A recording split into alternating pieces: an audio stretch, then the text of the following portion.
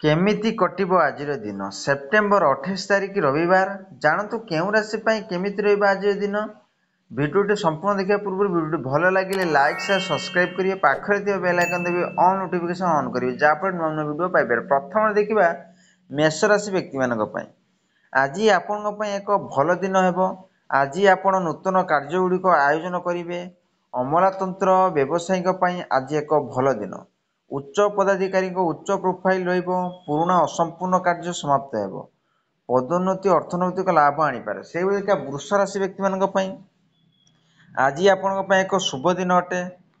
ପ୍ରିୟଜନ, ଆତ୍ମନିର୍ଭରଶୀଳତା ଏବଂ ସାଙ୍ଗମାନଙ୍କ ସହିତ ସାମାଜିକ କାର୍ଯ୍ୟ କରିବାର ପୁରା ଦିନ ଅତିବାହିତ ହେବ। ବନ୍ଧୁମାନେ ଉପକୃତ ହେବେ। ସେମାନଙ୍କ ପାଇଁ ଟଙ୍କା ମଧ୍ୟ ଖର୍ଚ୍ଚ କରିବାକୁ ପଡ଼ିବ। ସେହିଭଳି ଦେଖିବା ମିଥୁନ ରାଶି ବ୍ୟକ୍ତିମାନଙ୍କ ପାଇଁ ଆଜି ଆପଣଙ୍କର ଦିନ ପ୍ରତିକୂଳ ପରିସ୍ଥିତି ପରିପୂର୍ଣ୍ଣ। ପରାମର୍ଶ ଦିଆଯାଇଛି ଯେ ଆପଣ କୌଣସି ନୂତନ କାର୍ଯ୍ୟ ଆରମ୍ଭ କରନ୍ତୁ ନାହିଁ। ଆଜି ଚିକିତ୍ସା ଏବଂ ଅସ୍ତ୍ରୋପଚାରରୁ ମଧ୍ୟ ଦୂରେଇ ରୁହନ୍ତୁ। କ୍ରୋଧରୁ ଦୂରେଇ ରୁହନ୍ତୁ। ସରକାରୀ କାର୍ଯ୍ୟ ବାଧା ସୃଷ୍ଟି ହେବ। ସେହିଭଳି ଦେଖିବା କର୍କଟ ରାଶି ବ୍ୟକ୍ତିମାନଙ୍କ ପାଇଁ ଆଜି ଆପଣଙ୍କ ପାଇଁ ମାନସିକ ଦ୍ୱନ୍ଦ୍ୱ ଜଟିଳତାର ଦିନ ସମାପ୍ତ।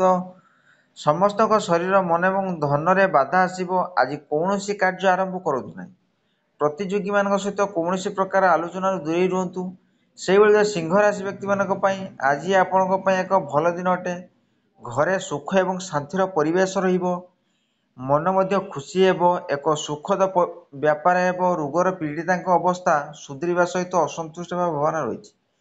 ସେଭଳି କନ୍ୟା ରାଶି ବ୍ୟକ୍ତିମାନଙ୍କ ପାଇଁ ଆଜି ଆପଣଙ୍କ ଦିନ ମଧ୍ୟମ ଫଳପ୍ରଦ। ଘର ବ୍ୟବସାୟୀରେ ସାବଧାନ ରୁହନ୍ତୁ।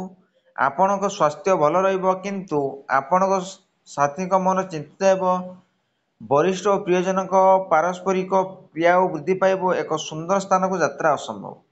ସେହିଭଳି ତୁଳା ରାଶି ବ୍ୟକ୍ତିମାନଙ୍କ ପାଇଁ ଆଜି ଏକ ଶାନ୍ତିପୂର୍ଣ୍ଣ ଦିନ ହେବ। ମନ ନିଶ୍ଚିତ ରହିବ ଏବଂ ବ୍ୟକ୍ତିଗତ ସମ୍ପର୍କ ମଧ୍ୟରେ ପାର୍ଥକ୍ୟ ଅଛି।